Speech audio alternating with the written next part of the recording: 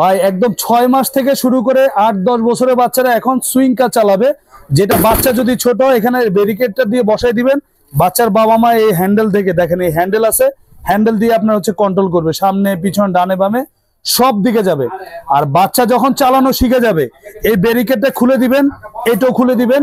এরপরে দেখেন এই যে বড় মানুষও চালাতে পারবে, এ জাস্ট বসবে, বসে পা উঠে জাস্ট এটাকে ঘুরাবে, দেখেন সামনে পিছন সব দিকে যাবে। আর চাকাগুলো কিন্তু টোটালি রাবারের চাকা, দেখেন মাটিতে ফ্লোরে টাইসে সব জায়গায় চালাতে পারবেন। বাচ্চা যত জোরে ফেলে দেখ ভাঙবে না, আনব্রেকেবল।